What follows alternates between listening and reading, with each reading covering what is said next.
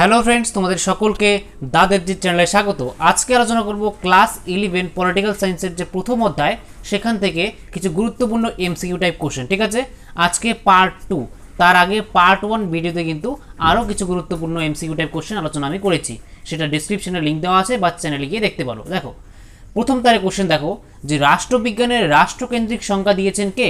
তাহলে উত্তর হচ্ছে গার্নার। গার্নার কিন্তু রাষ্ট্রবিজ্ঞানের রাষ্ট্রকেন্দ্রিক সংজ্ঞা দিয়েছেন। আমি কিন্তু এর আগে রাষ্ট্রবিজ্ঞান কাকে বলে অর্থাৎ রাষ্ট্রবিজ্ঞানের সংজ্ঞা এই ক্লাসটি করিয়েছিলাম, সেখান থেকেই কিন্তু এই এমসিকিউগুলি আমি দিচ্ছি। ঠিক আছে, তারপরে কোশ্চেন দেখো যে রাষ্ট্রবিজ্ঞানের শুরু ও সমাপ্তি রাষ্ট্রকে কেন্দ্র করে উক্তিটি করেন কে? তাহলে এটার উত্তর হচ্ছে গার্নার। গার্নারই বলেন যে রাষ্ট্রবিজ্ঞানের শুরু ও সমাপ্তি রাষ্ট্রকে কেন্দ্র করে।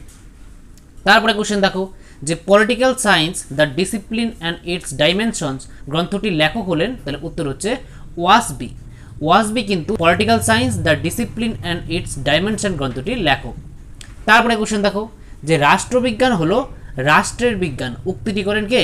তাহলে রাষ্ট্রবিজ্ঞান হচ্ছে রাষ্ট্রের বিজ্ঞান। তাহলে এই উক্তিটি করেন হচ্ছে ব্লুন্ট সোলি। ঠিক আছে, ব্লুন্ট সোলি। তারপরে কোশ্চেন দেখো যে রাষ্ট্রবিজ্ঞান অতীত, বর্তমান ও ভবিষ্যৎ নিয়ে আলোচনা করে, উক্তিটি করেন কে? তাহলে উত্তর হচ্ছে গেটেল। গেটেল বলেন যে রাষ্ট্রবিজ্ঞান অতীত, বর্তমান ও ভবিষ্যৎ নিয়ে আলোচনা করেন। তারপরে কোশ্চেন দেখো যে রাষ্ট্রবিজ্ঞান হলো স্বাধীনতা ও সার্বভৌমিকতার বিজ্ঞান, উক্তিটি করেন কে? তাহলে এটার উত্তর হচ্ছে বার্জেস। বার্জেস বলেন যে রাষ্ট্রবিজ্ঞান হলো স্বাধীনতা ও সার্বভৌমিকতার বিজ্ঞান। তারপরে কোশ্চেন দেখো যে রাষ্ট্রবিজ্ঞানের আধুনিক বা অরাষ্ট্রকেন্দ্রিক সংজ্ঞা দিয়েছেন কে? তাহলে উত্তর হচ্ছে কাপলান। ঠিক আছে, রাষ্ট্রবিজ্ঞানের যে সংজ্ঞা সেই রাষ্ট্রবিজ্ঞানের সংজ্ঞাকে কিন্তু প্রধানত দুই ভাগে ভাগ করা যায়, একটা রাষ্ট্রকেন্দ্রিক সংজ্ঞা, একটা অরাষ্ট্রকেন্দ্রিক সংজ্ঞা। ঠিক আছে, আগের ক্লাসে আমি পড়িয়েছিলাম। তাহলে সেখানের মধ্যে অরাষ্ট্রকেন্দ্রিক সংজ্ঞা দিয়েছেন হচ্ছে কাপলান। ঠিক আছে, আর রাষ্ট্রকেন্দ্রিক সংজ্ঞা দিয়েছে হচ্ছে গার্নার, এটা মনে রাখবে।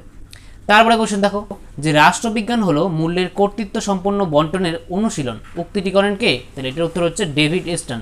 ডেভিড স্টন বলেন যে রাষ্ট্রবিজ্ঞান হলো মূল্যের কর্তৃত্ব সম্পন্ন বন্টনের অনুশীলন। তারপরে কোশ্চেন দেখো যে কে বলেছেন রাষ্ট্রবিজ্ঞান রাষ্ট্র ও সরকারকে নিয়ে আলোচনা করে? তাহলে এটার উত্তর হচ্ছে গিলক্রিস্ট। গিলক্রিস্ট বলেছেন যে রাষ্ট্রবিজ্ঞান রাষ্ট্র ও সরকারকে নিয়ে আলোচনা করে। তারপরে কোশ্চেন দেখো যে সকল শ্রেণীর সঙ্গে সরকার ও রাষ্ট্রের সম্পর্ক এবং বিভিন্ন শ্রেণীর মধ্যে পারস্পরিক সম্পর্কের বিশ্লেষণ হলো রাষ্ট্রবিজ্ঞান, উক্তিটি করেন কে? তাহলে উত্তর হচ্ছে লেনিন।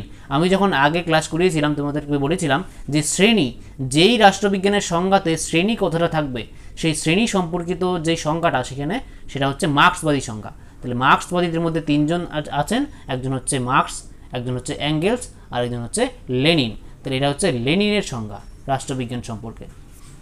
তারপরে কোশ্চেন দেখো যে রাষ্ট্রবিজ্ঞান হলো, তাহলে এটার উত্তর হচ্ছে গতিশীল বিজ্ঞান। তাহলে রাষ্ট্রবিজ্ঞান কি? একটা গতিশীল বিজ্ঞান, অর্থাৎ রাষ্ট্রবিজ্ঞানের যে আলোচনার পরিধি আস্তে আস্তে কিন্তু আর কি বিকশিত হচ্ছে। দিন দিন রাষ্ট্রবিজ্ঞানের আলোচনার বিষয়বস্তু কিন্তু বাড়ছে, কমছে না। ঠিক আছে, এটাই হলো, তাই এর জন্য এটা একটা গতিশীল আর কি বিজ্ঞান। তারপরে কোশ্চেন দেখো যে রাষ্ট্রবিজ্ঞানের একমাত্র আলোচ্য বিষয় সরকার, উক্তিটি করেন কে? তাহলে রাষ্ট্রবিজ্ঞানের একমাত্র আলোচ্য বিষয় সরকার, এই উক্তিটি করেন হচ্ছে সিলি। ঠিক আছে, তারপরে কোশ্চেন দেখো যে রাষ্ট্রবিজ্ঞানের আলোচ্য বিষয় ক্ষমতা, শাসন বা কর্তৃত্ব, উক্তিটি করেন কে? তাহলে এটার উত্তর হচ্ছে রবার্ট ডাল। রবার্ট ডাল উক্তিটি করেন যে রাষ্ট্রবিজ্ঞানের আলোচ্য বিষয় কি? যে ক্ষমতা, শাসন বা কর্তৃত্ব। তারপরে কোশ্চেন দেখো যে রাষ্ট্রবিজ্ঞানের বিষয়বস্তু বিরোধ ও সংঘাত, এই উক্তিটি কে করেন? তাহলে এটার উত্তর হচ্ছে যে মিলার। মিলারের মতে রাষ্ট্রবিজ্ঞানের বিষয়বস্তু বিরোধ ও সংঘাত। ঠিক আছে, তাহলে এই ছিল আজকের পার্ট 2 এমসিকিউ সাজেশন।